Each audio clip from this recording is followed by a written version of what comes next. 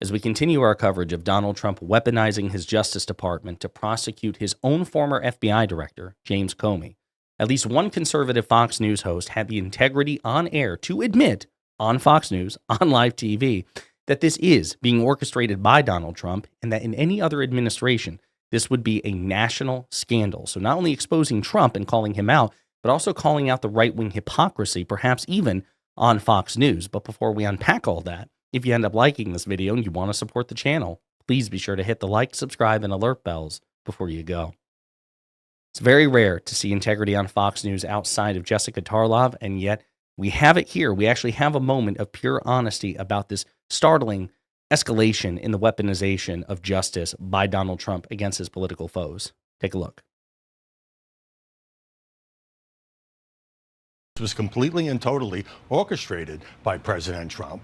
He says he's leaving it to justice, but he very much out in the open. Remember, he fired his own appointee as U.S. attorney in that part of Virginia because he didn't think there was enough evidence to bring this case. Brought in White House aide, his former defense lawyer, whose job was to get this done, and apparently that has worked. I think we've become inured to this, but in previous administrations, any hint of contact within a criminal case would be a scandal on its own. And so President Trump, by the way he pulled the strings, has gotten his way with this initial indictment. Let's not mince words here. I mean, yeah, that's a hell of a thing to, I appreciate that honesty from Howard Kurtz there. It's not very popular on Fox News because certainly there were some unhinged responses from more MAGA Fox News hosts than Howard Kurtz celebrating this. Laura Ingraham celebrated it. Jesse Waters celebrated it. Sean Hannity celebrated it. But we're starting to see, to the extent that there are any principled conservatives left in the Trump era, speaking up on this, the National Review editorial board, and again, this is a more right-wing publication in general than even the Wall Street Journal, which itself is a sister publication of Fox News. They came out against this as well. The deeply flawed Comey indictment is what it's called. The political animus that fueled the indictment against James Comey is bad, but it may pale in comparison to the incompetence of the Trump administration's Justice Department's execution of the lawfare ordered by the president. Comey, the Obama-appointed FBI director fired by Trump in 2017, and by the way, Comey, again, lifelong Republican and served previously as deputy, I believe he was a deputy FBI director, if I remember correctly, under President Bush. Democrats moving forward, if we ever get back into power, Democrats need to start appointing liberal, progressive, and Democratic FBI directors and attorneys general, not simply saying, we'll just go with the Republicans. There's never been, as far as I can understand, there has never been a Republican FBI director, and that has to change. We're not obligated to simply appoint Republicans, so just food for thought.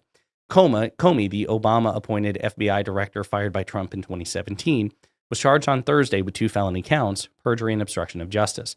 It was supposed to be 3 counts, but a second perjury charge that the Justice Department posed was so weak that it was rebuffed by the grand jury, which, remember, here's only the prosecutor's version of events with no cross-examination or defense witnesses. And that is an indictment, pun intended, against the Justice Department here that they failed to even secure that particular charge. Reportedly, the case was personally presented to the grand jury by Lindsay Halligan, the interim U.S. attorney Trump installed in the Eastern District of Virginia after he fired her predecessor, Eric Siebert, an experienced prosecutor.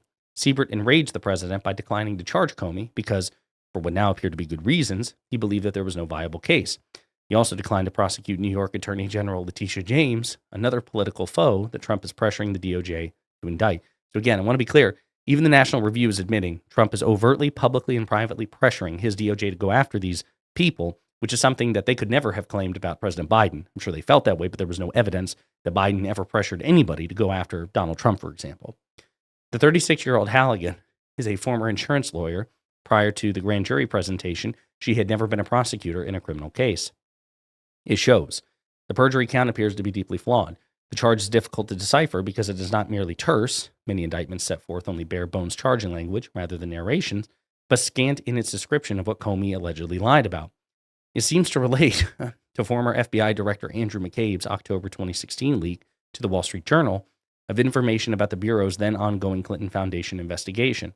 That's discernible because the indictment quotes a senator as having asked if Comey authorized someone else at the FBI to be an anonymous source in news reports about Clinton or Trump investigations. Searching the transcript, the senator quoted is Ted Cruz, and he was pressing Comey about McCabe's leak to the Wall Street Journal. Comey maintained that he had never authorized McCabe to leak. Cruz pointed out that McCabe had claimed to the Justice Department investigators that Comey knew about the leak. And by the way, these are two separate claims. I hope you note that, as this editorial points out. McCabe did indeed make that claim, but Cruz further interjected in his questioning that McCabe had said Comey, quote, directly authorized the leak.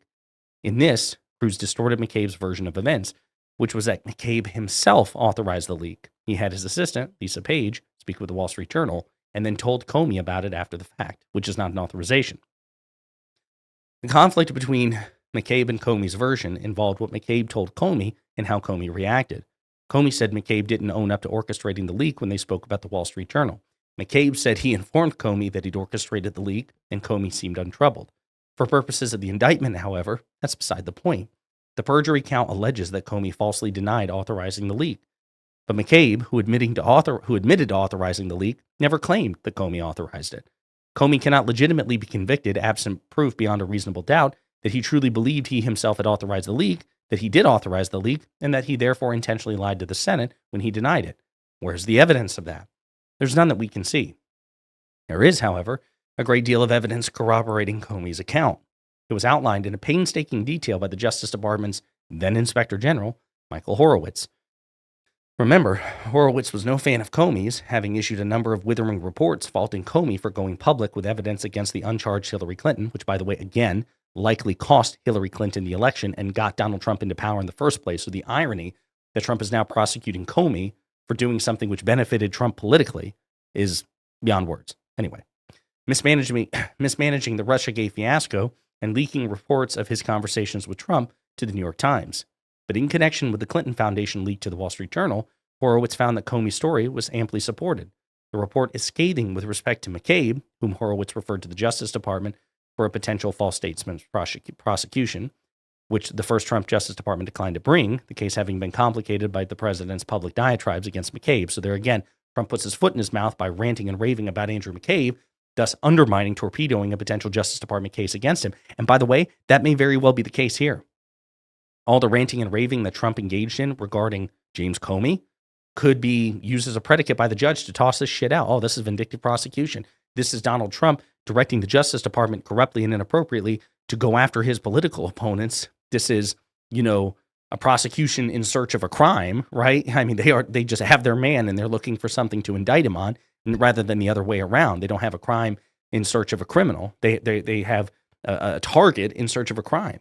This could be tossed out for just that reason. Assuming the perjury charge is about the Clinton Foundation leak, McCabe would appear to be a central witness. That would be problematic for the government if there were to be a trial. But prosecutors never get to trial unless they've clearly alleged wrongdoing. In fact, failing to clearly allege a crime can result in a grand jury's refusal to approve a charge. Halligan apparently tried to convince the grand jury that Comey had also lied at the same committee hearing by denying he'd been informed in 2016 that Hillary Clinton was behind the smear that Trump was colluding with the Kremlin.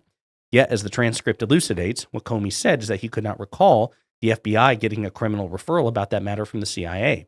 Put aside that there was no indication of falsity in Comey's claim to not remember such a thing. In reality, there was no criminal referral in the sense of a recommendation that a person, in this case Clinton, be investigated and potentially prosecuted. Little wonder the grand jury demurred. The second count in the indictment, obstruction, is premised on the allegation that Comey lied to the committee, i.e. the perjury charge in count one. If the perjury charge falls, presumably the obstruction charge falls with it. This sorry place is where lawfare takes the nation. Trump has valid complaints in that his political enemies, Comey included, abused the justice system to try to convict him, bankrupt him, and render him unelectable. But turnabout is not fair play. Turnabout is a betrayal of the president's responsibility to elect the laws faithfully. Turnabout is the president transforming James Comey into a martyr. So again, I want to be clear, this is a right-wing publication, even more right-wing than the Wall Street Journal. They're sympathetic to Trump's claims about lawfare, even though I'm not, even though most sane people are not. And even they are like, this is going way too far. And this is what we have here. When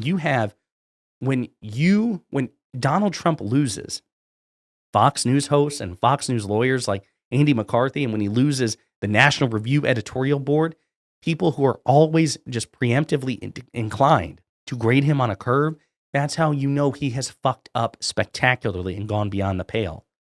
Donald Trump is engaging in lawfare against his political opponents, the likes of which was never engaged against him. He is escalating, even if we grant him the most charitable interpretation of his views of lawfare. What he is doing is an unprecedented escalation, where he is personally directing the prosecution of his political opponents and firing career prosecutors who will tell him the evidence isn't there to support the prosecution in the first place. And this seems to be, I mean, obviously we don't know for certain, but this seems to be destined either to be tossed out before trial or end in an acquittal for Comey. It's possible that neither of these things happen and that somehow he's found guilty. But right now, this is a dangerous combination of incredibly authoritarian and incredibly incompetent. And that's the Trump administration for you. So again, when you have a Fox News host who's like, dude, this sucks so badly that I have to admit on air that this is lawfare, that Trump orchestrated it, and that in any other administration, this would be, an administration-ending scandal. That's an indictment, pun intended, of Trump himself. In the meantime, let me know what you think in the comments.